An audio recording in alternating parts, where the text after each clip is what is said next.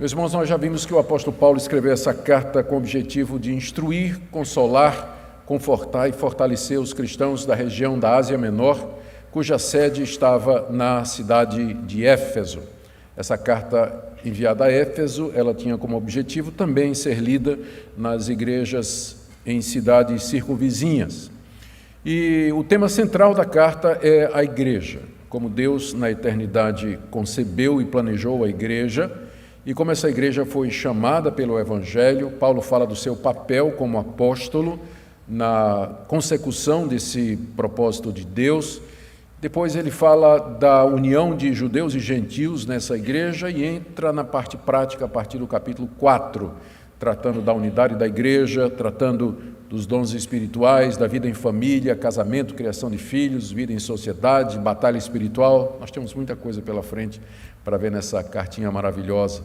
E ele termina então pedindo as orações, uma vez que ele estava preso em Roma, quando ele escreve, e ele ainda assim queria que a palavra de Deus estivesse livre para alcançar quantas pessoas fosse possível. Ele começa a carta, nós já dissemos, com esse convite a que os seus leitores agradeçam a Deus, bendigam a Deus por aquilo que Paulo chama de toda sorte de bênção espiritual. Isso aí está no verso 3. E a partir daí ele menciona várias dessas bênçãos.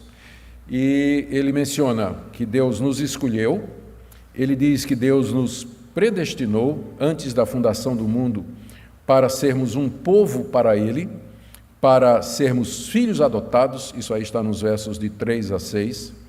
Depois ele diz que em Jesus, o amado, Deus nos deu a redenção, que é a remissão de pecados, nos revelou o mistério do seu plano, esse plano que Paulo desvenda aqui, e nos fez herança de Deus em Cristo Jesus. Isso está nos versos de 6 a 12, que nós vimos no domingo passado.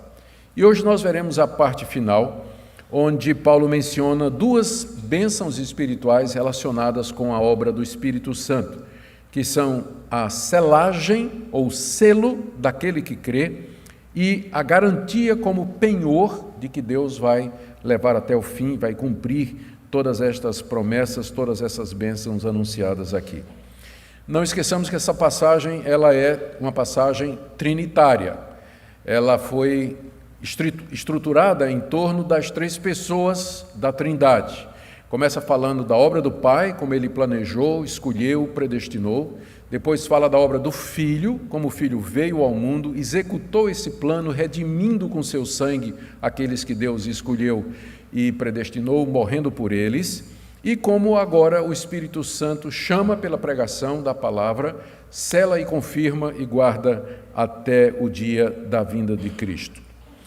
Há 5 pontos aqui nessa passagem que eu desejo destacar, e para isso eu queria chamar a sua atenção. É um texto, ele pode parecer pequeno, mas ele é muito zipado, muito compactado, né? Tem muita doutrina, muito ensino aqui.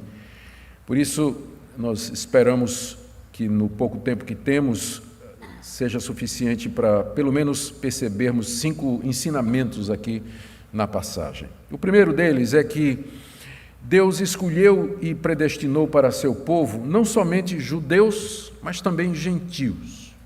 Paulo ensina isso aqui quando ele diz, no final do verso 12, nós, os que de antemão esperamos em Cristo, em quem também vós, que são os gentios, fostes selados com o Espírito Santo. Quando Paulo diz, nós que de antemão esperamos em Cristo, ele está fazendo uma referência, sim, ao povo de Israel, de quem Paulo fazia parte. Como parte desse plano eterno de Deus, que é o que o apóstolo Paulo está nos mostrando aqui, Deus havia feito uma aliança com um homem chamado Abraão e com sua descendência. E nessa aliança, Deus fez promessas de que haveria de abençoá-los eternamente. E especialmente Deus prometeu que de entre a descendência de Abraão viria aquele que seria não somente o Salvador de Israel, mas seria também o Salvador dos gentios, dos pagãos, Salvador do mundo. Muito tempo depois, Deus renovou essa aliança com Davi, que era descendente de Abraão, e disse que o Messias viria através da linhagem dele. Um dos descendentes de Davi se assentaria no trono como rei e salvador. E assim os judeus, filhos de Abraão, eles viviam na expectativa da chegada do Messias, o filho de Davi, o salvador do povo de Deus.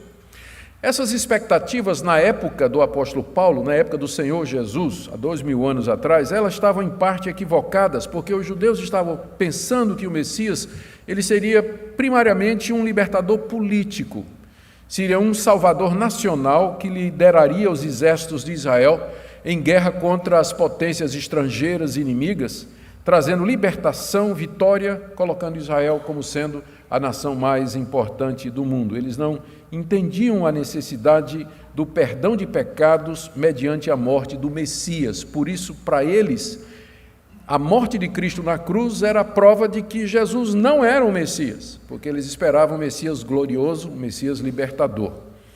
De qualquer forma, havia entre os judeus essa expectativa, a esperança da chegada do Messias e do libertador. Os primeiros cristãos, todos eles eram judeus.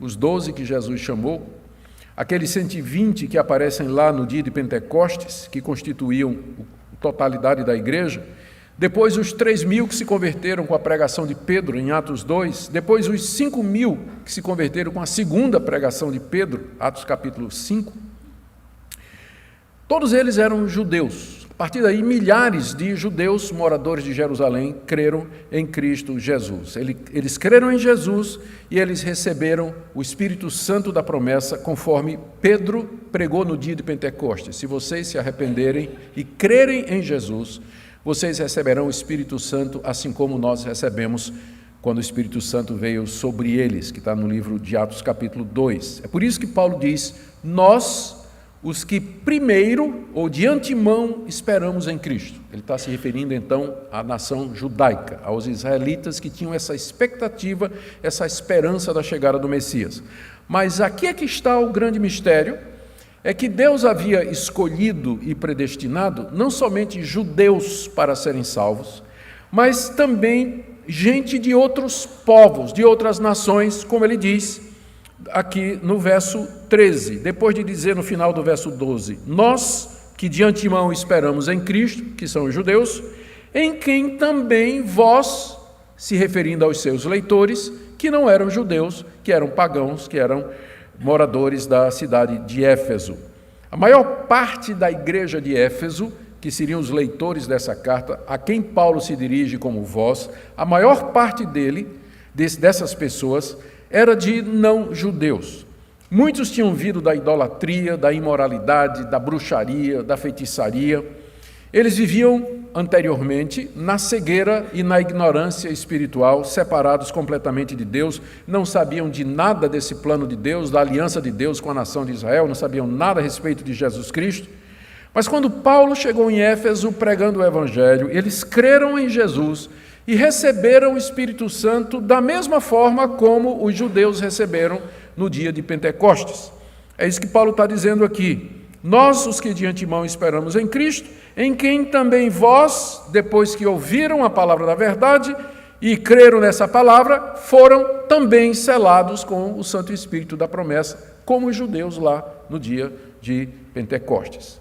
Essa que é a parte do mistério da vontade de Deus, que Deus havia escolhido para ser seu povo, não somente os descendentes de Abraão, mas também pessoas de todas as nações.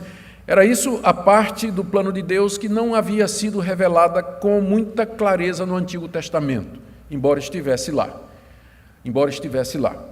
E foi para ensinar essa verdade que Deus levantou o apóstolo Paulo. Por isso que Paulo é chamado o apóstolo dos gentios, porque ele foi levado para além de Israel a anunciar as boas notícias de que Deus, sim, chamava também não-judeus para fazer parte do seu povo. Que Deus era Deus não somente de Abraão, Isaque e Jacó, mas de todo aquele, de todas as nações que em verdade professasse o seu nome e cresce no seu Filho Jesus Cristo. E essa é a razão pela qual nós brasileiros, que não somos judeus, hoje estamos aqui crentes no Evangelho, salvos pela graça de Deus, porque esse era o plano de Deus desde a eternidade. Deus escolheu e predestinou para a salvação não somente judeus, filhos de Abraão, Isaque e Jacó, mas também não judeus como nós que estamos aqui nessa noite. O segundo ensino que nós percebemos do texto é que esses efésios, eles foram selados com o Espírito Santo da mesma forma que os judeus em Jerusalém que se converteram com o sermão de Pedro em Pentecostes. Isso aqui é importante que nós percebamos. Lá no dia de Pentecostes, e você pode ver o relato conforme está em Atos capítulo 2, os judeus em Jerusalém ouviram a pregação do apóstolo Pedro, o evangelho da salvação, em que Pedro anunciou que Jesus era o Messias. Quando Pedro terminou, a multidão ficou compungida no seu coração quando perceberam que de fato Jesus era o Messias, que eles haviam entregado o Messias para ser preso, crucificado pelos gentios. Eles ficaram aflitos de coração e perguntaram a Pedro: o que é que vamos fazer agora? E Pedro disse: arrependam-se do seu pecado, creiam em Jesus Cristo e sejam batizados no nome dele, e vocês receberão o dom do Espírito Santo. Vocês receberão o mesmo Espírito Santo que nós recebemos, conforme o relato lá de Atos 2, quando o Espírito veio sobre os 120 reunidos. Pedro, então, declarou isso, que eles receberiam o Espírito Santo. Foi isso que aconteceu lá com os judeus em Atos 2. Paulo aqui está dizendo que com os efésios foi a mesma coisa, que quando eles ouviram a palavra da verdade, o evangelho da salvação, e eles creram, eles foram selados com o mesmo Espírito que havia vindo para a nação de Israel lá em Jerusalém, em Atos 2. Paulo tinha chegado em Éfeso, ele pregou ali o evangelho, ele anunciou a Cristo como sendo Salvador. Muitos dos efésios ouviram aquela palavra, a palavra da verdade, o evangelho da salvação. Eles creram nessa palavra que anunciava Jesus como Salvador, e então eles foram selados com o Espírito Santo da promessa. 3 coisas importantes aqui nessa expressão: fostes selados com o Santo Espírito da promessa. Primeiro, ele é chamado de Espírito da promessa com referência às promessas que existem no Antigo Testamento, de que Deus mandaria o Espírito Santo ao seu povo através do Messias. Vários profetas anunciavam a chegada do reino messiânico como sendo um período de grande efusão e abundância do Espírito Santo. Derramarei do meu Espírito sobre toda a carne, disse o profeta Joel no capítulo 2, no verso 28. O Messias, que era ungido com o Espírito Santo, ele é quem derramaria o Espírito sobre o seu povo. Por isso que João Batista disse, quando perguntaram para ele se ele era o Messias, ele disse: eu não, eu batizo com água, mas aquele que vem depois de mim, ele vai batizar vocês com o Espírito Santo. Porque João Batista sabia de que seria o Messias aquele que haveria de dar o Espírito Santo ao povo de Deus. Por isso é que ele é chamado de o Espírito da promessa, o Espírito prometido. Segunda coisa aqui nessa expressão é que ser selado com o Espírito Santo, fostes selados com o Santo Espírito da promessa, isso significa receber o Espírito Santo da parte de Deus como se fosse um selo. E aqui a figura é de uma segurança. Era isso que um selo representava naqueles dias e que representa nos nossos dias também. Primeiro, segurança, porque o selo traz a marca de alguém com autoridade que garante que aquela coisa selada está segura, que lhe pertence, que é outro segundo sentido, marca de propriedade. Os reis costumavam selar aquilo que lhes pertencia ou colocar o selo em algum local, algum objeto, dizendo: isso aqui é propriedade real. Um exemplo concreto para nós é que os judeus foram pedir a Pôncio Pilatos que colocasse o selo sobre a pedra que estava no túmulo de Jesus, para dizer: ninguém pode mexer aqui nessa pedra.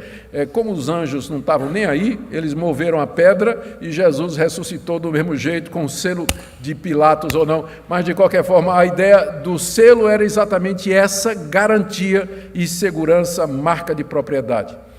O Espírito Santo, então, ele nos é dado como um selo, como uma garantia da parte de Deus e funciona como identidade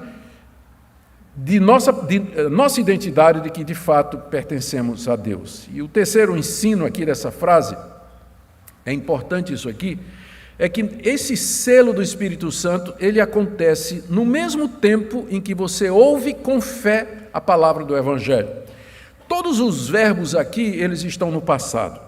Em quem também vós, depois que ouvistes a palavra da verdade, o Evangelho na salvação, tendo nele também crido, fostes selados com o Santo Espírito na promessa. Percebe? São 3 atos: ouvir, crer e ser selado. Todos eles estão no tempo passado na língua grega, apontando para um evento que já aconteceu. Então, Paulo fala aos Efésios como sendo pessoas que já tinham o Espírito Santo. Paulo não vai dizer aqui nessa carta para eles, busquem o Espírito Santo. Ele vai dizer, sejam cheios do Espírito Santo. Não entristeçam o Espírito Santo, porque, por definição, uma pessoa que se arrependeu, uma pessoa que ouviu a palavra do Evangelho, creu nesse Evangelho, ela é selada com o Espírito Santo. O Espírito Santo já veio sobre ela.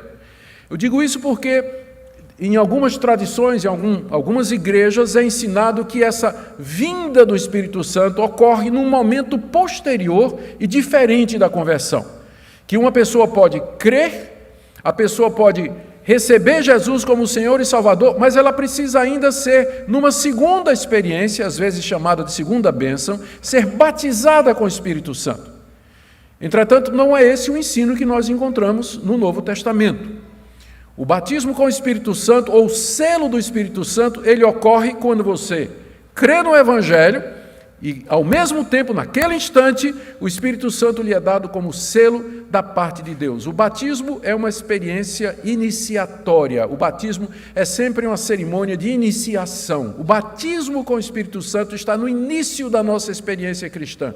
Por isso que não é algo que acontece depois que a pessoa se torna crente, mas coincide com a regeneração, a justificação, o crer no Evangelho, o nascer de novo, o ser salvo, o ser perdoado. Todos estes são expressões que a Bíblia usa para descrever o mesmo evento. Quando Deus nos regenera, nos justifica, nos recebe, ao mesmo tempo Ele nos dá o Espírito Santo como selo e como garantia de que ele vai continuar a sua obra.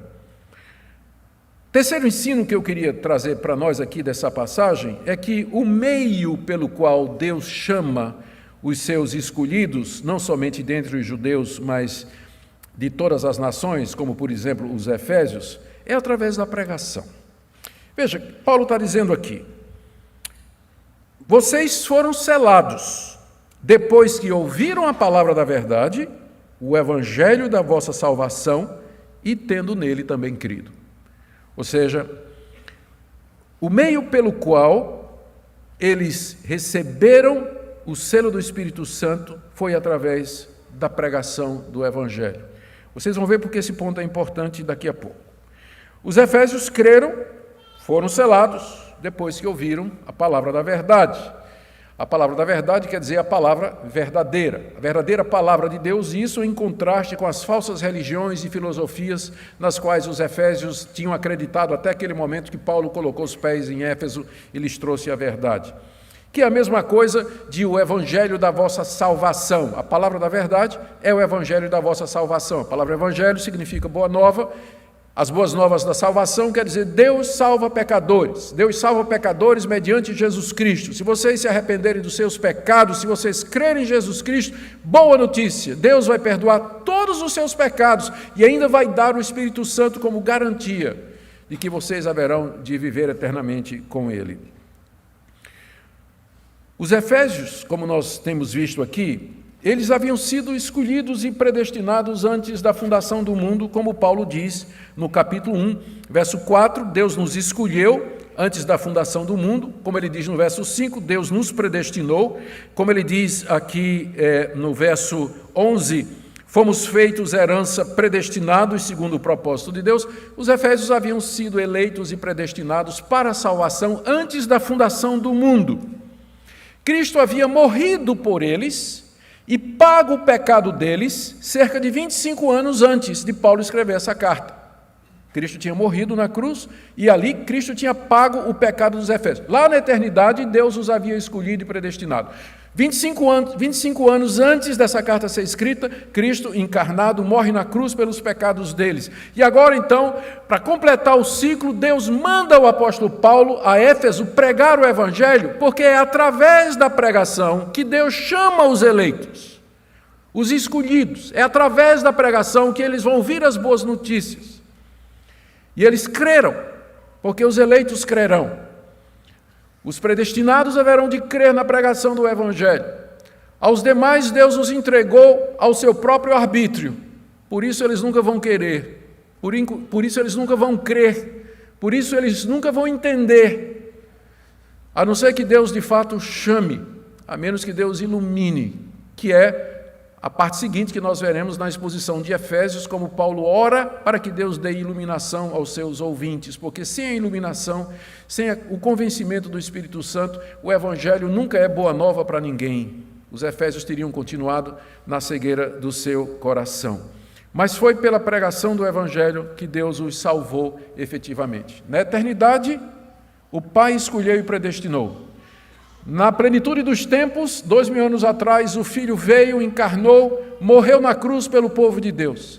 E agora, através da pregação do Evangelho, Deus chama aqueles eleitos e por quem Cristo morreu, para que creiam e sejam salvos.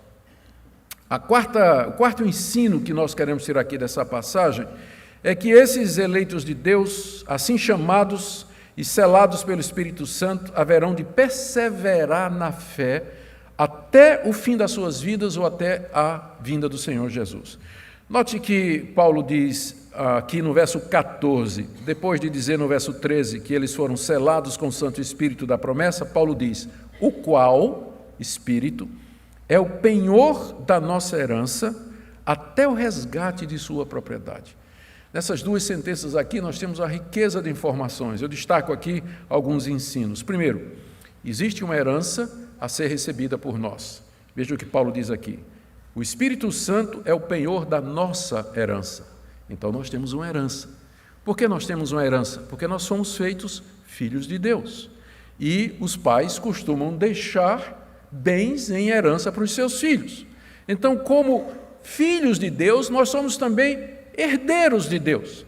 E o que é essa herança que Deus determinou dar aos seus escolhidos, aqueles que Ele predestinou, por quem Cristo morreu? O que é que Deus vai nos dar? E a resposta é todas estas bênçãos que estão mencionadas aqui.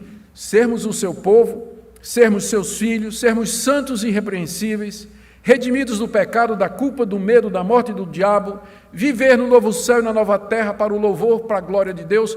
É essa a nossa herança. É isso que nós ganhamos da parte de Deus como seus filhos queridos e amados. Segundo ensino, é que Deus nos deu um penhor e uma garantia de que Ele vai fazer isso. O Espírito Santo é o penhor da nossa herança.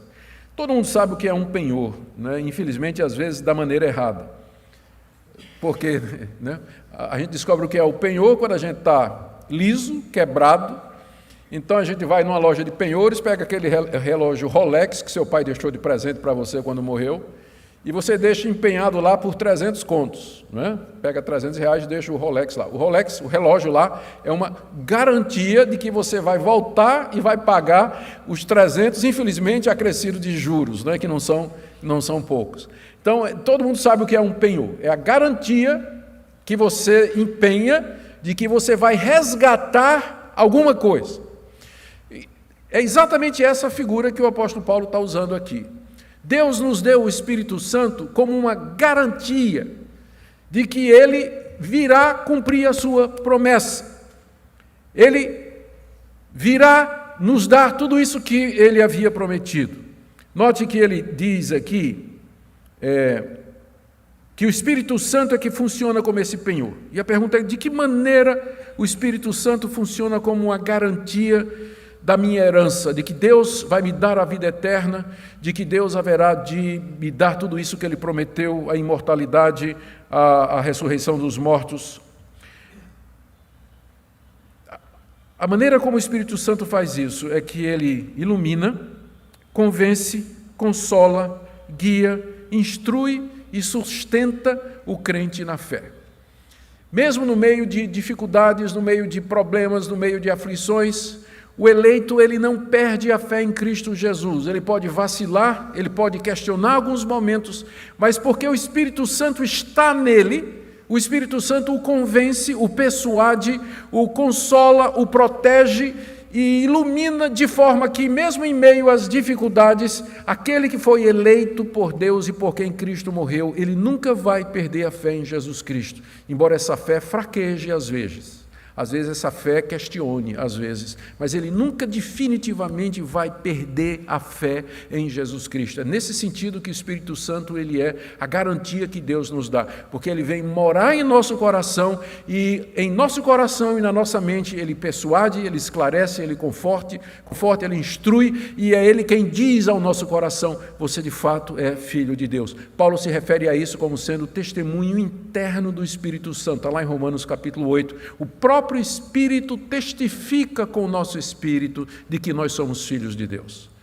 Então, naqueles momentos de dificuldade, de angústia, de sofrimento, é a obra do Espírito Santo nos consolar, nos confortar e nos assegurar que estamos no favor e na graça de Deus, apesar dos nossos pecados e dos nossos questionamentos. E aqui isso me leva ao quarto ensino que nós encontramos aqui no texto, é que esses eleitos, eles serão, nós já vimos, sustentados até o final de sua vida. Nós somos a propriedade de Deus. Nós já vimos isso nos versículos 4, Deus nos escolheu para sermos santos perante Ele. Deus nos predestinou para Ele, verso 5. Deus nos predestinou para a adoção de filhos, verso 5. Nós somos feitos herança de Deus, no verso 11. Nós somos predestinados para o louvor da glória de Deus, no verso 12. Nós somos a propriedade de Deus. Aqui tem uma coisa muito interessante. Paulo, por um lado, diz que nós temos uma herança e, por outro lado, diz que nós somos a propriedade de Deus. E o Espírito Santo é a garantia disso. Ele diz aí que Ele é o penhor da nossa herança até o resgate da sua propriedade. O que significa isso? O que é essa propriedade? Nós somos a propriedade de Deus, conforme os versículos que nós já dissemos aqui. Nós somos aquilo pelo qual Deus ordenou todo o seu plano. O alvo de Deus, com todo esse plano lá na eternidade, eleição, predestinação, morte de Cristo, ressurreição de Cristo, é que no final Deus tivesse um povo para si. Não que Ele precisasse, mas porque Ele quis fazer assim, para o louvor da sua glória. Então, nós somos a propriedade de Deus. É como se alguém perguntasse, Deus, o que o Senhor leva nesse plano? O que o Senhor ganhou criando o mundo? Colocou Adão e Eva lá no paraíso, colocou debaixo de um teste, só sabia que eles iam cair.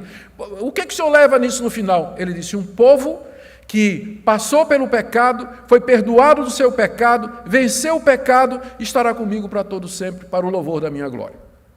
Então, nós somos a propriedade de Deus. E essa propriedade, ela começou a ser redimida. Veja que quando Paulo diz aqui, até o resgate da sua propriedade, a palavra resgate que aparece aqui é a mesma palavra que aparece no verso 7, quando diz assim, no qual nós temos a redenção. Eu não sei porque que eles traduziram diferente, mas é exatamente o mesmo verbo. Em Cristo nós temos a redenção ou resgate, que Paulo explica como sendo a remissão dos pecados segundo o sangue de Cristo. Cristo começou a nos resgatar quando Ele morreu na cruz e derramou seu sangue pelos nossos pecados. Ele nos redimiu da culpa do pecado, mas nós precisamos ainda ser redimidos da influência do pecado e da presença do pecado. Isso só vai acontecer quando Cristo voltar. E a garantia de que Ele vai fazer isso é exatamente a presença do Espírito Santo. Agora você pode entender a frase, que o Espírito Santo é o penhor da nossa herança, até o resgate da sua propriedade. Cristo virá terminar o resgate que Ele já começou na cruz. E quando Ele vier, a nossa redenção será completa. Nós seremos livres não somente da culpa do pecado, já estamos livres da culpa do pecado pela morte de Cristo, mas nós seremos livres finalmente da influência do pecado em nós e o que é melhor, livres da presença do pecado em nós, porque quando Cristo vier resgatar-nos finalmente, Ele vai transformar aqueles de entre nós que estiverem vivos e vai ressuscitar aqueles de entre nós que estiverem mortos, para que tenhamos um corpo imortal, um corpo imaculado, incorruptível e glorioso como o corpo da ressurreição de Jesus Cristo. E até que isso aconteça, Deus promete nos segurar, nos sustentar.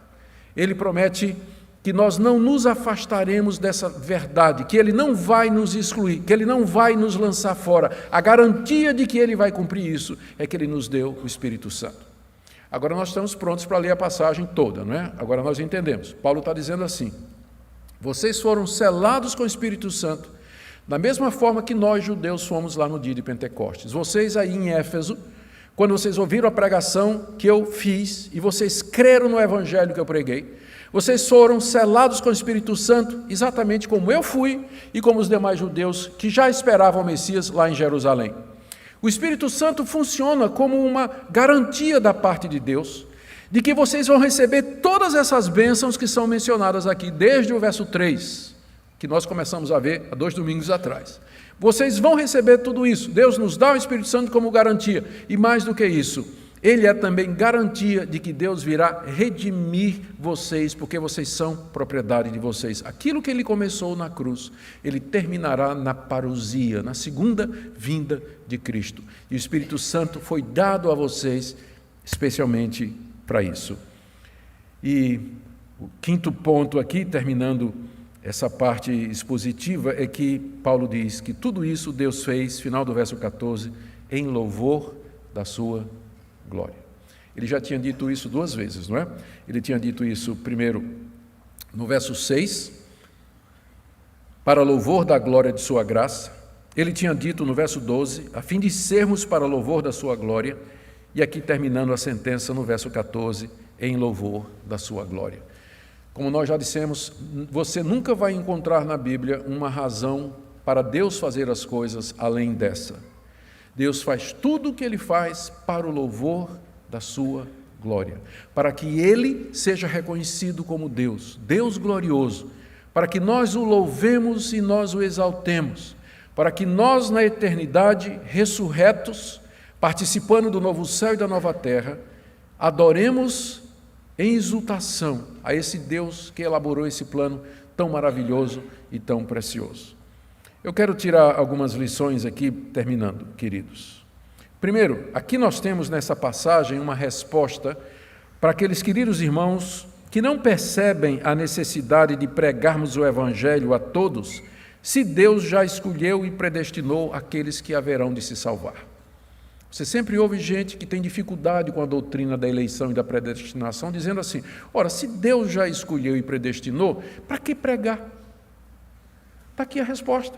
Porque é pela pregação que Deus vai chamar os eleitos e os predestinados. Eles não vão ser salvos automaticamente assim. Foi eleito antes da fundação do mundo para ser salvo e perdoado, vai passar a vida inteira como um pagão, vivendo na idolatria e na imoralidade, morreu, chegou no céu, São Pedro olhou o laptop e disse: teu nome está na lista, pode entrar no céu, porque você é eleito e predestinado. Não!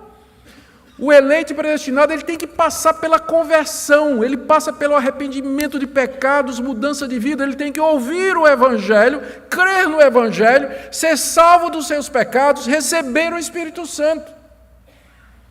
Porque o Deus que predestinou as pessoas é o mesmo Deus que predestina os meios. O mesmo Deus que escolheu as pessoas é o mesmo Deus que escolheu o meio pela qual essas pessoas são salvas. Alguém diz assim: mas pastor, e um índio predestinado lá no meio da Amazonas? Ué, Deus vai mandar um missionário lá. Ou de repente vai passar um avião que vai deixar cair uma Bíblia na cabeça dele. Ou qualquer outra coisa. Deus é Senhor da providência. Ele tem milhares de maneiras de alcançar uma pessoa. Eu me lembro quando eu era pastor aqui a primeira vez, que eu atendi uma pessoa, uma história de alguém, que me contou que a conversão dele foi o seguinte: naquela época a gente distribuía folheto na rua, né? A gente distribuía aqueles folhetinhos e tal. E aí estava tendo a distribuição de folhetos ali, lá em frente ao Cinema São Luís, algum lugar por ali, e um cidadão recebeu o folheto, né? Não tinha raiva de crente, aí rasgou o folheto em pedacinho e jogou. O vento levou e aí um fragmento veio. Lembra daquelas calças de corte italiano, que a bainha é aberta para cima, né? Dobrada, virada para cima? O fragmento foi, caiu na bainha da calça de um cidadão que estava passando aí. Quando ele chegou em casa, que tirou a roupa, olhou, o que é isso aqui? Aí estava dizendo, em Cristo, por Cristo, alguma coisa assim. O fragmento que caiu estava falando alguma coisa a respeito de Jesus. Ele disse, mas o que é isso? Ele ficou curioso. Aí foi na livraria evangélica, aquela que fica ali, ele chegou lá e disse, olha, isso aqui é de algum livro? Aí o cara disse, não, isso aqui é uma parte, é uma citação da Bíblia. Ele disse, eu quero ver isso aí. O cidadão comprou a Bíblia, leu e se converteu. Através do fragmento que alguém... Quer dizer, Deus pode todas as coisas. O Deus que elegeu e predestinou é o mesmo Deus que elegeu e predestinou os meios, a maneira, a forma. Spurgeon, quando estava fazendo a Catedral Metropolitana, né, lá em Londres, que cabia mais de 5.000 pessoas, o grande pregador batista reformado, Spurgeon, então naquele tempo não tinha sonorização. Então dependia tudo do eco, né, da caixa de som da igreja. Então ele estava lá, ele queria que tudo fosse muito bem feito. Então ele pegou lá um dia, hora do almoço, os trabalhadores não tinha ninguém, ele foi lá testar. Né? E aí então, ele para testar, chegou lá no púlpito, não tinha ninguém, estava tudo vazio, e ele disse, Deus amou o mundo de tal maneira que deu seu Filho unigênito, citou João 3,16, para ouvir o eco, ouvir o som. Só que um trabalhador que não tinha ido almoçar, né, porque estava sem dinheiro, sem nada, que tinha ficado ali, ouviu o Spurgeon dizer isso, e Deus usou aquela palavra do Spurgeon para converter o cidadão. Spurgeon não tinha a menor intenção, não sabia nem que tinha alguém ouvindo o que ele estava dizendo. Esse é o Deus que chama da maneira que Ele quer, da forma que Ele quiser. No caso dos Efésios, foi a pregação do apóstolo Paulo. Então, essa é a resposta que você dá quando alguém diz assim, mas se Deus já elegeu e predestinou, para que pregar? Porque é através da pregação, do anúncio, é através da palavra da verdade que Deus vai chamar os eleitos. Como eu não sei quem são, eu prego o evangelho ao mundo todo. Eu vou pregar o evangelho ao mundo todo, porque eu não sei quem são, mas Deus, através da pregação, vai chamar essas pessoas. A segunda coisa que essa passagem nos ensina é que todo crente verdadeiro, ele já tem o Espírito Santo desde o momento em que ele creu. E não somente essa passagem, mas muitas outras. Alguns apelam lá para o livro de Atos, dizendo que o Espírito Santo veio sobre os discípulos que já eram crentes, e é verdade. Mas só que ali você tem um período de transição da antiga aliança para a nova, do Antigo Testamento para o Novo. Então, ali é um regime de exceção. A experiência lá dos discípulos em Atos 2, ela já não é mais a mesma da multidão, porque Pedro diz para eles, vocês têm que se arrepender e crer para receber o Espírito Santo. Os apóstolos já eram crentes quando o Espírito Santo veio sobre eles no dia de Pentecostes, mas quando a multidão pergunta o que é que nós vamos fazer, Pedro diz, vocês têm que se arrepender e crer para receber o Espírito Santo. Esse é o padrão. Então, na hora que nós nos arrependemos e cremos, nós já temos o Espírito Santo. Então, isso não significa que a gente já recebeu tudo que podemos receber do Espírito Santo, ou que nós já experimentamos tudo o que é possível experimentar do Espírito Santo. Eu não tenho dificuldade com os nossos irmãos pentecostais e de outras tradições que dão tanta ênfase no batismo com o Espírito Santo e tudo mais, porque eu também creio como eles que a conversão não é a única e última experiência com o Espírito Santo. Depois de sermos convertidos, nós podemos ser cheios do Espírito Santo muitas vezes, ter muitas experiências profundas com o Espírito Santo. A dificuldade é que a gente não chama isso de batismo e não liga isso necessariamente ao dom de línguas. Mas nós buscamos a plenitude, queremos ser cheios do Espírito Santo, mas nunca partindo do pressuposto de que nós podemos ser crentes sem ter o Espírito Santo. Porque sem o selo do Espírito Santo, quem pode ser crente? Sem o Espírito Santo dado como garantia e penhor, quem de nós pode ser cristão? Então, todo crente verdadeiro, ele tem o Espírito Santo. O que ele precisa é ser guiado pelo Espírito Santo, cheio do Espírito Santo, conhecer mais do poder do Espírito Santo na sua vida, ser usado através dos dons do Espírito Santo, não entristecer o Espírito Santo, não apagar o Espírito Santo. Estas são as instruções que a Bíblia dá para os cristãos. Terceira lição.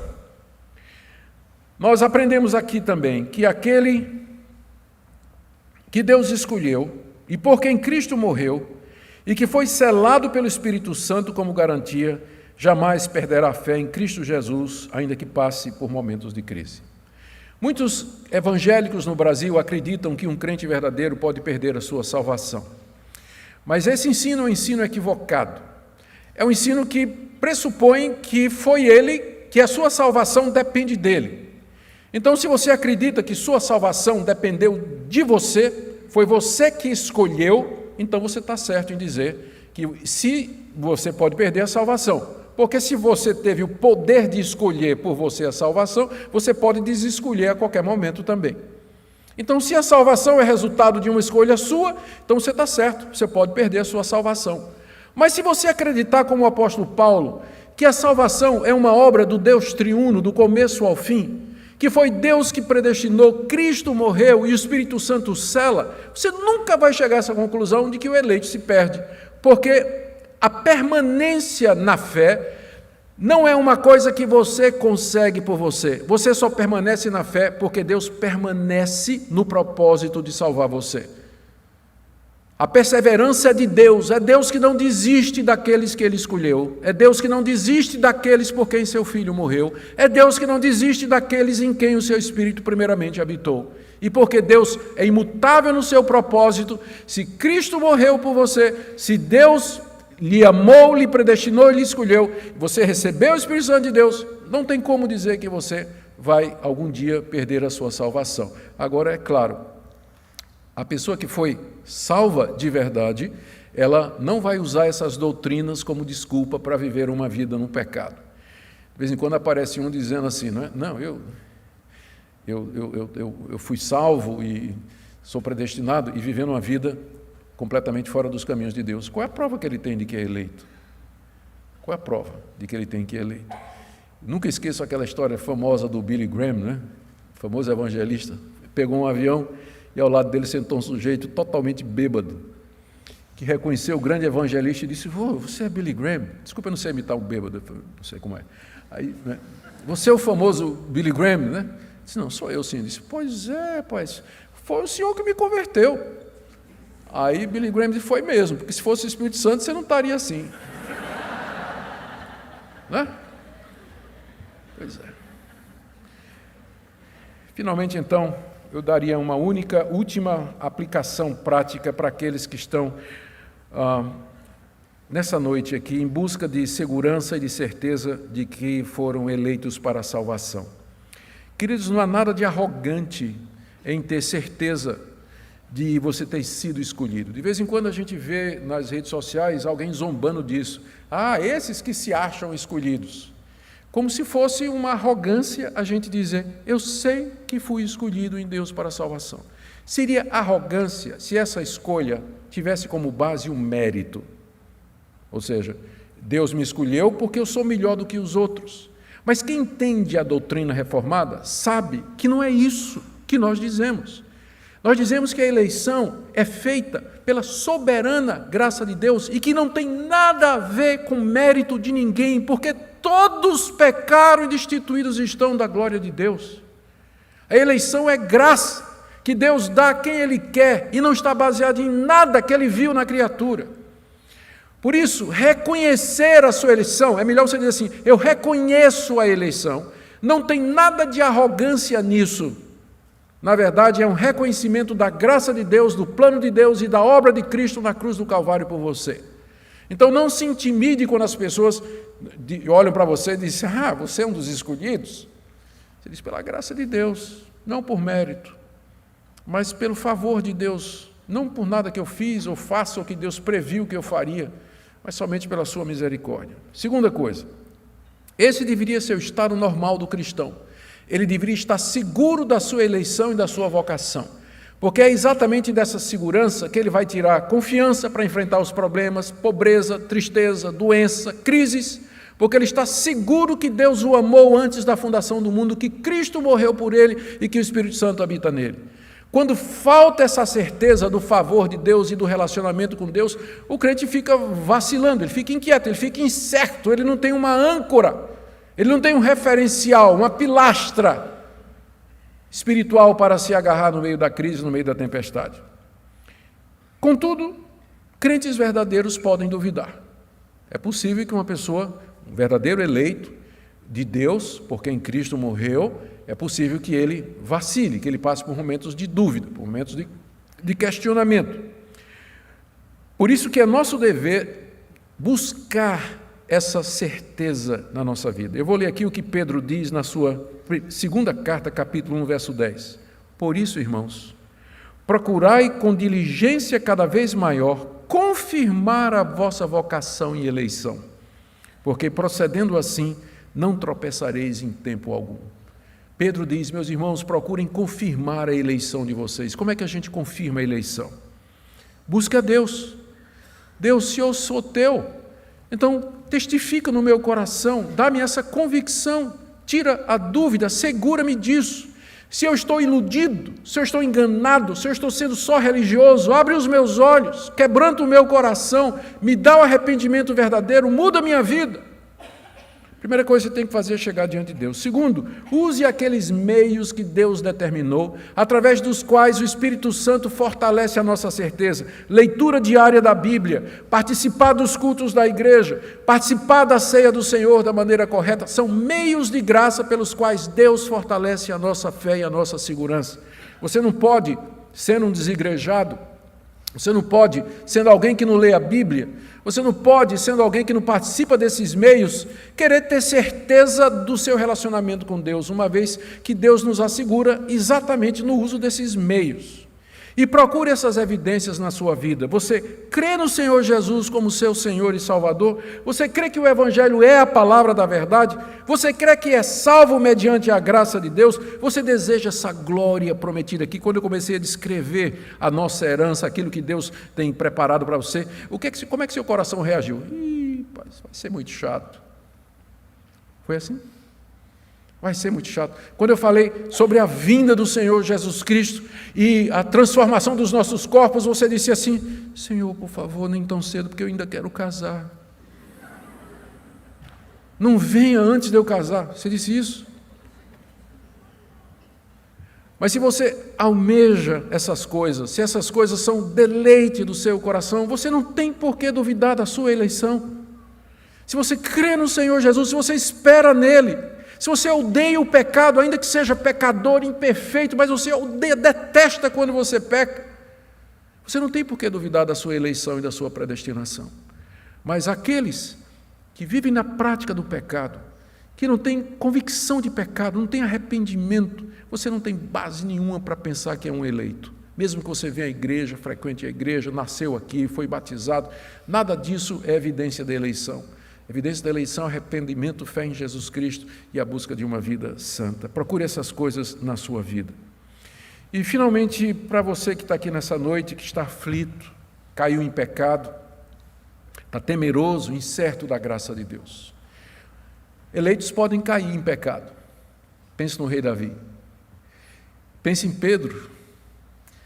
Nós podemos cair em pecado. Mas esse Deus maravilhoso, que lhe amou na eternidade, é o Deus que pode restaurar você também. Por isso você pode procurá-lo em arrependimento, confissão, em fé verdadeira, pedindo que Ele mude sua vida, que Ele o receba. E nós sabemos que Deus não rejeita aqueles que o procuram. Como disse o Senhor Jesus, todo aquele que o Pai me dá, esse virá a mim, e aquele que vem a mim, de maneira nenhuma o lançarei fora.